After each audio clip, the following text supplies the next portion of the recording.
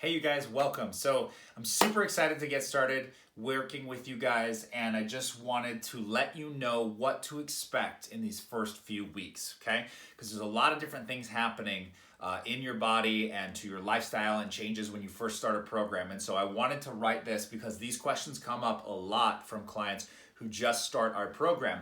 So, to set the tone straight so everybody knows kind of what to expect as you're getting into this program, we've got these top 8 tips for you. So what to expect the first few weeks. Now these things can subside or change at about 21 days and sometimes can last even up to 6 weeks. So if you're doing a starting program with us, just know that 21 days is about the minimum time frame your body takes to adapt to stresses and changes and things like that. But it could end up being a little bit longer, up to maybe 6 weeks. But just know these things will adapt in that time frame. So the first thing is higher levels of muscle soreness.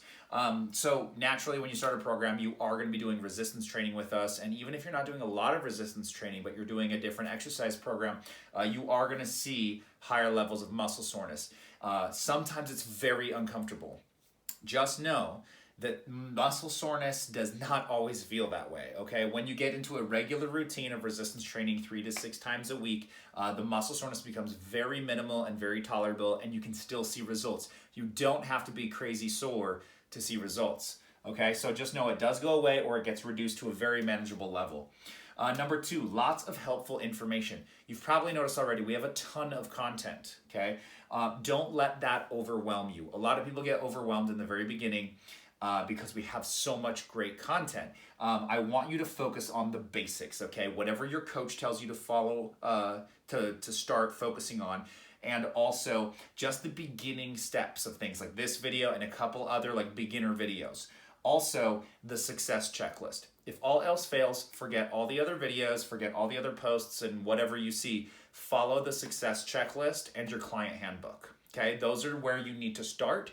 Don't let yourself get overwhelmed by how much information we have accessible to you. If you like consuming that information and it doesn't stress you out, go for it. There's tons of content and that's why it's there.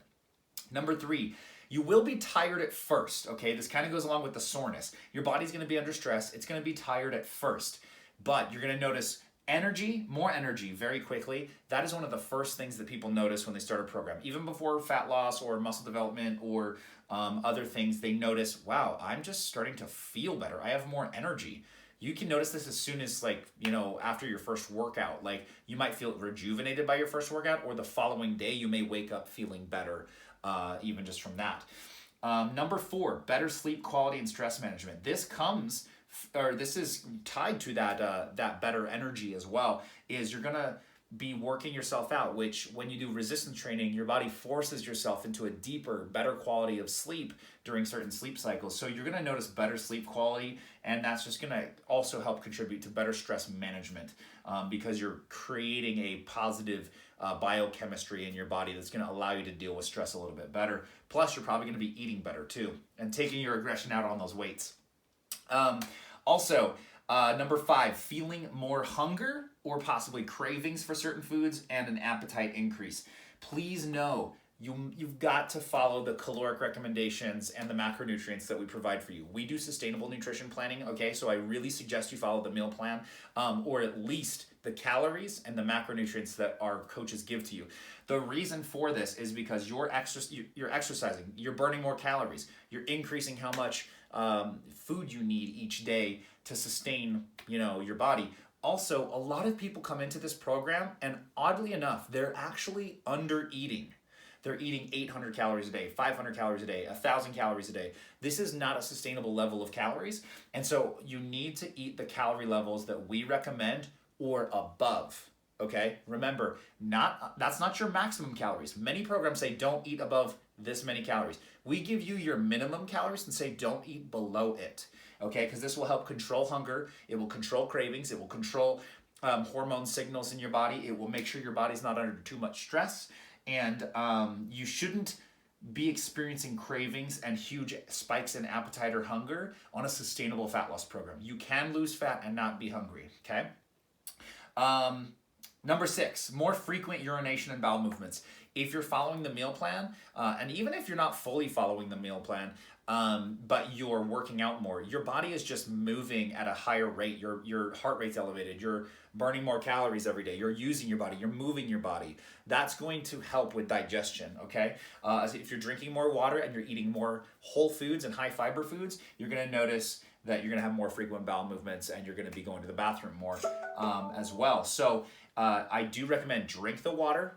Promise, I know it sounds like a lot of water to drink, but drink the water and eat the high fibrous whole foods. It's going to really help your gut feel better. It's going to help you lose some of the unnecessary waste weight that's built up in your GI tract. It's going to flush unnecessary added sodium or water retention that you might be holding on to.